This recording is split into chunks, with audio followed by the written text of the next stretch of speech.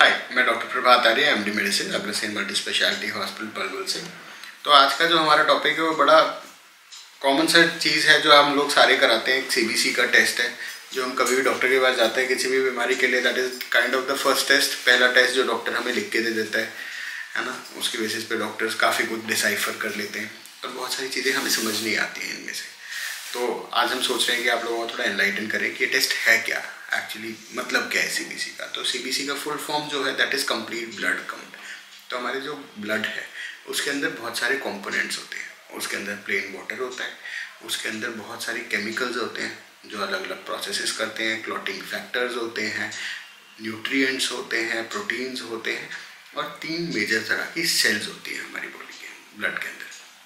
तो जो 3 सेल्स हैं वो तीनों के तीनों सेल्स का नंबर, क्वांटिटी हमें सीबीसी बताता है। साथ साथ उनकी वॉल्यूम्स बताता है, उनकी डिस्ट्रीब्यूशन की विड्थ बताता है। ये सारी चीज़ें बेसिकली एक सीबीसी टेस्ट हमें रिवील करता है, जो कि काफ़ी हेल्पफुल टेस्ट है। तो let's break it down simply आप लोगों के लिए। तो जो पहले तरह का टेस्ट हमेशा हम देखते हैं that is HB which is haemoglobin and RBCs। तो RBC यानी कि लाल रक्त कोशिकाएँ, और RBC का लाल रंग किससे आता है तो वो हीमोग्लोबिन से आता है। तो ये दोनों हमें बहुत इंपॉर्टेंट मार्कर है। ये हमारी RBC बेसिकली हमारी बॉडी का ऑक्सीजन कैरियर है। तो हमारी बॉडी में फेफड़े से बॉडी के सेल्स तक ऑक्सीजन को ले जाने का काम RBC करती है। RBC किसकी मदद से करती है? हीमोग्लोबिन की मदद से करती है। तो RBC में जो लाल रंग है that is because of haemoglobin, जो कि पिगमेंट है। तो ये इनका बेसिक काम ये है। जिन लोगों में RBC की कमी होगी या हीमोग्लोबिन पिगमेंट की कमी होगी, उन लोगों में बेसिकली अनीमिया हो जाता है, जिसको हम अनीमिया बोलते हैं इस बीमारी को। और उन लोगों में जो ऑक्सीजन कैरिंग कैपेसिटी है ब्लड की वो कम हो जाती है। तो ऐसे लोगों को अक्सर अनीमिया होने पे थकान जल्दी होगी, उनकी सांस जल्दी फूलती है। तो इसी वजह से, क्योंकि हालांकि आप सांस पूरी ले रहे हैं पर आपकी बॉडी जो ब्लड है आपका वो इतनी कैपेसिटी ही नहीं कर पा रहा कि वो ऑक्सीजन सारी सेल्स तक पहुँचा पाए। तो that is the first thing जो हमें दिखती है। तो सेकंड चीज़ हमें दिखती है जो कि हम मोस्टली इन्फेक्शियस डिसीज़ में डॉक्टर हमें देख के कहते हैं कि ब्लड में infection. It is very common term कि हमारे कंट्री में बोला जाता है ब्लड में इन्फेक्शन है। ब्लड में इन्फेक्शन नहीं होता है वो। दैट इज़ WBC काउंट या TLC काउंट जिसे लिखा जाता है टेस्ट के अंदर। Leukocytes, basically total leukocyte count, TLC का मतलब ये है। Leukocyte is white blood cells या WBC, जिसे हम सफ़ेद रक्त कोशिका भी बोलते हैं। तो सफ़ेद रक्त कोशिका जो है वो, उसको आप एक तरह से समझ सकते हैं कि वो हमारे शरीर के योद्धा हैं। तो जब भी हमारे शरीर में कोई भी फॉरेन बॉडी आएगी, कोई भी इन्वेडर घुसेगा, कोई भी बैक्टीरिया आएगा, इन्फेक्शन आएगा, तो योद्धा सारे के सारे आपके खून में उतर आएंगे और उस जगह पे पहुंचेंगे और वहाँ पे आपकी बॉडी के लिए फाइट करना चालू कर देंगे उस इन्फेक्शन। तो जब भी हमें कोई इन्फेक्शन होता है तो उसमें हमारी TLC काउंट्स बढ़ जाते हैं। कुछ इन्फेक्शंस हैं जिनमें ये नहीं बढ़ते, कुछ में ये घटते भी हैं, कुछ में नॉर्मल भी रहते हैं। तो जैसे कि वायरल इन्फेक्शंस हैं या डेंगू है, उसमें ये यूजुअली नॉर्मल रहते हैं। वहीं टाइफॉइड जैसा इन्फेक्शन है उसमें ये नॉर्मल रहते हैं या कम हो सकते हैं, है ना। सिमिलरली मलेरिया में ये नॉर्मल ही रहते हैं। पर अदरवाइज़ कोई इन्फेक्शस डिसीज़ है, आपका गला खराब है, छाती में निमोनिया है, पेशाब की परेशानी है, पेट खराब हो गया, पेट में इन्फेक्शन हो गया है ना, इन सभी नॉर्मल इन्फेक्शंस में हमारे TLC काउंट्स बढ़ जाते हैं। तो ये नॉर्मली 4 से 11,000 होते हैं। हालांकि हर लैब की अपनी रेफरेंस रेंज में थोड़ा बहुत 1-1.5 हज़ार का फ़र्क हो सकता है।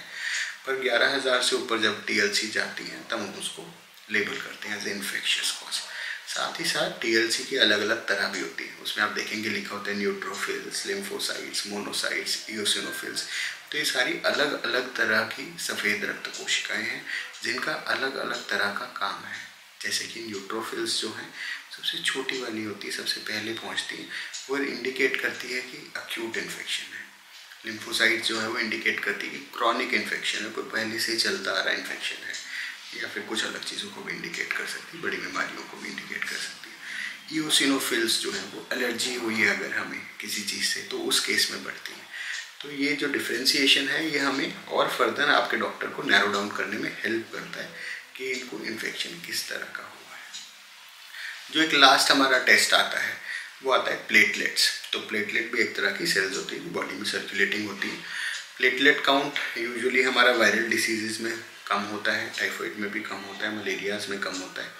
Dengue fever is a fever या चिकनगुनिया जिसमें हम देखते हैं कि सब्सटैंशियली प्लेटलेट कम हो रहे हैं। हालांकि प्लेटलेट कम होने के और भी बहुत सारे कारण हैं, पर प्लेटलेट इतना इम्पॉर्टेंट क्यों है?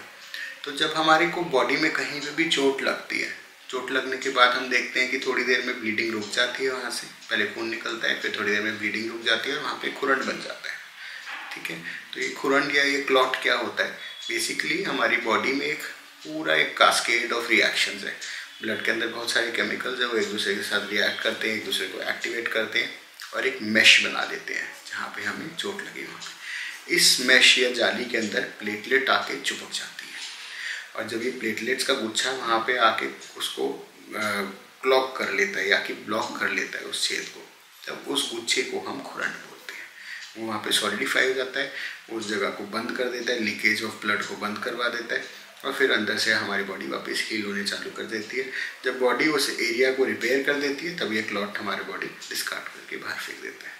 जब हमारा खुरन गिर जाता है तो हम देखते हैं नीचे से नई स्किन आ चुकी है। That is a normal process. इसके अलावा एक टेस्ट और है जो कोई है MCV। तो MCV एक टेस्ट है जो हमें बताता है कि जो हमारी साइज़ है हमारी सेल्स का मीन साइज़ वो कितना है। तो MCV is a very good marker of seeing कि हमें किस तरह की न्यूट्रिशनल डेफिशिएंसी है।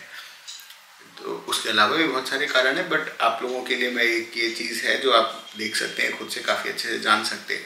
तो MCV अगर हमारी कम हो जाती है 79 से नीचे, मोस्टली हम देखते हैं कि कम MCV देखी जाती है, तो वो यूजुअली इंडिकेट करती है आयरन डेफिशिएंसी को। जिन लोगों में आयरन की डेफिशिएंसी होगी उनकी सेल्स का साइज छोटा बनने लग जाता है। इसी तरीके से जब MCV बढ़ जाती है तो ये यूजुअली देखा जाता है विटामिन B12 और फोलिक एसिड की कमी में। तो that can also indicate to your doctor कि क्या प्रॉब्लम है एंड हेल्प यू। तो this is breaking up of CBC test जो हम बहुत कॉमनली करवाते हैं, बट हमें कभी समझ नहीं आता है कि डॉक्टर क्यों देख के हमें बोल रहा है कि इन्फेक्शन हो गया है, क्यों देख के हमें कह रहे हैं कि एनीमिया हो गया है, या एक CBC देख के कैसे बता दिया मेरी बॉडी में आयरन की कमी है।